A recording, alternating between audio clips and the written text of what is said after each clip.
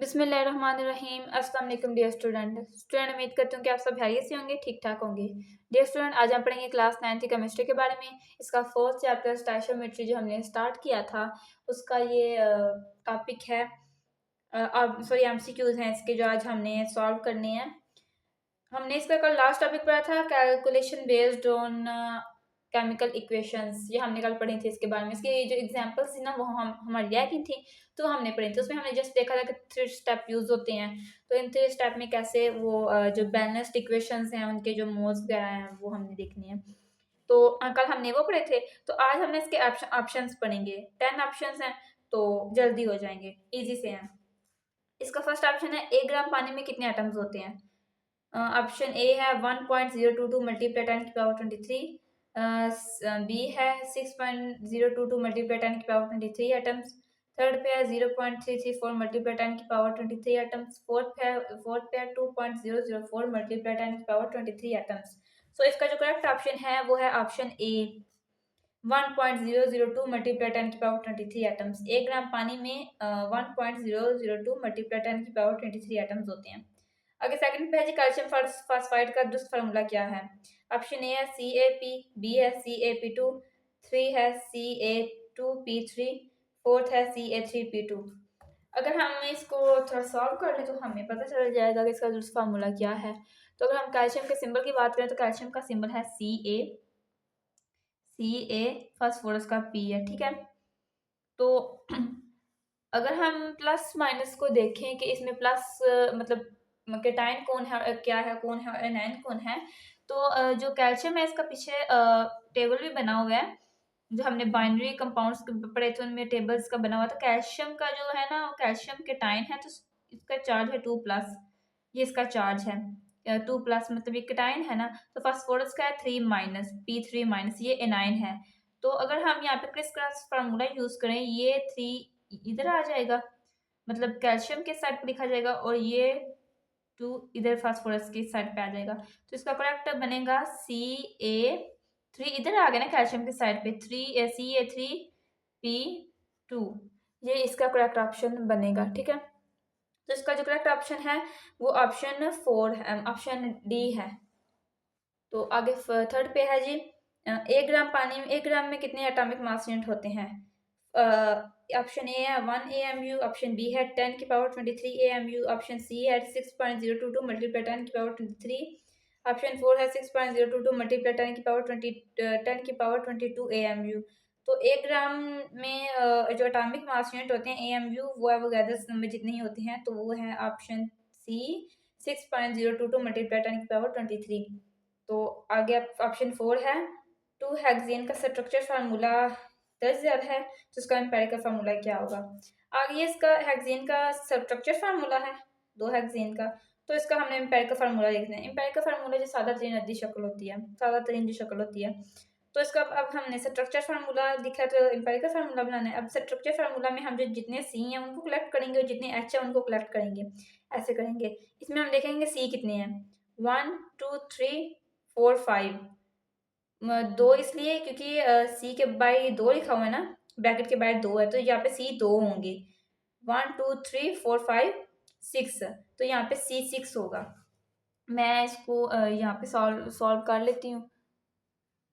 C6, आगे H हम देखेंगे। सो H यहाँ पे कितने होंगे, H3 है ना, 3 H है ना, 3 4 5। और अब यहाँ पे CH2 भी है और ब्रैकेट के बाहर भी 2 है, तो 4 बन जाएंगे ऐसे। ये 3 है ना, 3 4 5 6 7 8 9 10 11 12, यहाँ पे H हमारे पास हो जाएंगे 12।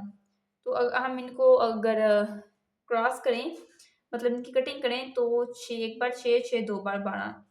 ये स्ट्रक्चर फार्मूला, जैसे हमने एम्पेरिकल का फार्मूला देखना है, तो इसका एम्पेरिकल फार्मूला ये है CH2। इसका दूसरा फार्मूला है दूसरा ऑप्शन है ऑप्शन 4, CH2। ये इसका करेक्ट ऑप्शन है।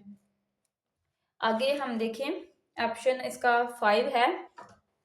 5 ऑप्शन है जी, 25 ग्राम सल्फ्यूरिक एसिड में कितने मोल्स होते हैं। मैंने कहा 25 ग्राम सल्फ्यूरिक एसिड होता है, तो इसमें कितने मोल्स होते हैं।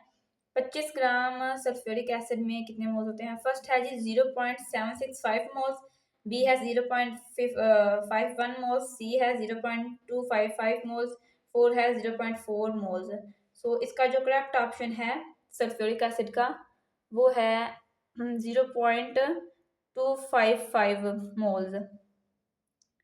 तो ऑप्शन 6 है एक नेकलेस में 6 ग्राम हीरे जुड़े होते हैं, इनमें कार्बन एटम्स की तादाद कितनी होगी। अब यहाँ पे वो कहते हैं एक नेकलेस में 6 ग्राम हीरे जुड़े होते हैं, डायमंड, तो इसमें डायमंड में होते हैं ना कार्बन, मतलब वो कहते हैं कि 6 ग्राम में हीरे जुड़े हुए हैं एक नेकलेस में 6 ग्राम।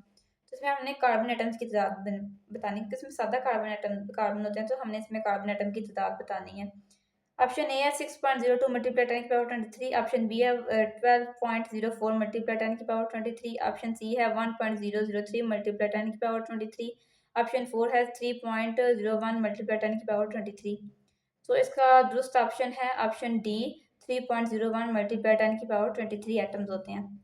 आगे 7th पे है एल्यूमिनियम ऑक्साइड के 204 ग्राम में एल्यूमिनियम का मास कितना होगा। अब वो कहते हैं एल्यूमिनियम ऑक्साइड के 204 ग्राम में जो एल्यूमिनियम का मास होता है ना वो कितना होता है। अब ऑप्शन ए है 26 ग्राम, ऑप्शन बी है 27 ग्राम, ऑप्शन जो सी है 54 ग्राम, ऑप्शन डी है 108 ग्राम। अब यहाँ पे जो एल्यूमिनियम का जो मास होता है, सॉरी ये वो नहीं है, सो इसका जो करेक्ट ऑप्शन है, इसका करेक्ट ऑप्शन है ऑप्शन डी। वो कहते हैं एल्यूमिनियम ऑक्साइड के 204 ग्राम में एल्यूमिनियम का मास कितना होता है, तो एल्यूमिनियम का मास होता है 108 ग्राम।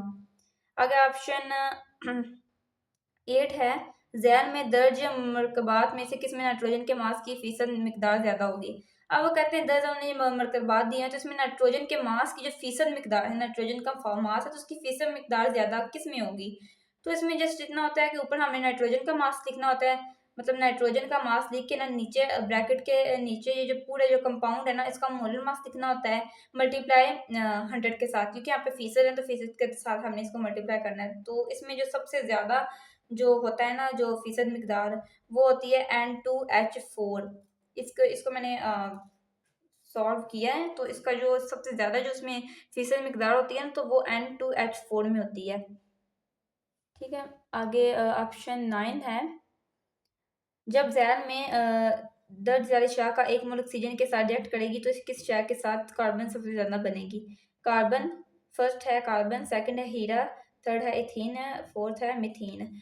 तो जो उसका एक मोल ऑक्सीजन के साथ जब ये रिएक्ट करेगी इथीन, तो हाँ जब जैल में दर्ज ज़्यादा शाह का एक मोल ऑक्सीजन के साथ रिएक्ट करेगा तो ये इसके साथ रिएक्ट करेगी तो सबसे ज़्यादा जो इथेन है ना ये कार्बन डाइऑक्साइड है ना ये बनाएगी।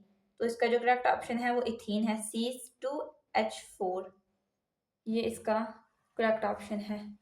आगे ऑप्शन 10 की अगर हम बात करें, ऑप्शन 10 है 95% कैल्शियम कार्बोनेट का मास कितना मास 0.5 मोलर हाइड्रोक्लोरिक एसिड के 50 सेंटीमीटर को 50 cm को न्यूट्रलाइज करने के लिए दरकार होगा।